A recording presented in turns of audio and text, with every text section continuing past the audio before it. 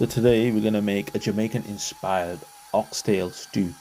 So for that you're gonna make a green seasoning, which is an onion, some parsley, a sweet pepper, green onions, scotch bonnet, allspice berries, some fresh thyme, fresh ginger that's been peeled, some garlic, salt to taste, white vinegar, vegetable oil, and a whole lime. So that's the zest as well as the juice.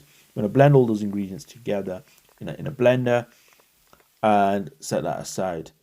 What you're going to do next is get the cleaned oxtail, so clean it with some lemon wedges and some water. Let it sit there as well just to take all the gunk out.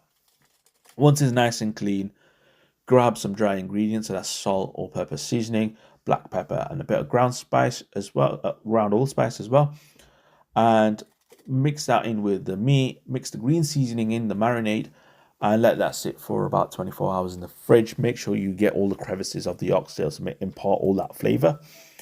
Once 24 hours is done, you want to sear that meat. You want to do it in a large, heavy bottom pot and sear it in batches if you need to avoid overcrowding.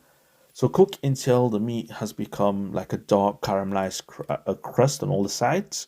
Then set the meat aside. Then what you're going to do in the same pot with all that flavor, add onions, add tomato, add ginger, add garlic, and the allspice berries.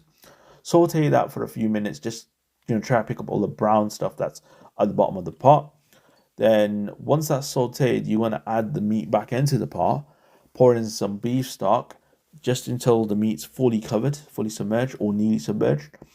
Add some thyme, add some scallions, green onions, bay leaves, scotch bonnet, and the dry spices as well. And then you want to bring that to a boil and then just reduce the heat to a low and cover it for a couple of hours. So maybe 2.5, maybe 3.5 hours. The meat should be nice and tender. So that's when the meat is ready. Once it starts pulling away from the bone a bit, that's when it's probably perfect.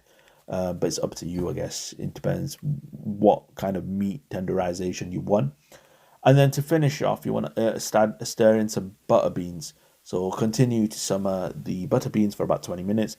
This will allow the gravy to kind of thicken. If you need it thickener, you can smash a few butter beans in, and that will act as a starch, as a natural sort of thickener. And if you want it to be a bit more darker in color, you can add a bit more browning within the oxtail as well. I had this with rice and peas and it was amazing. But yeah, try it for yourself and give it a taste. Thanks.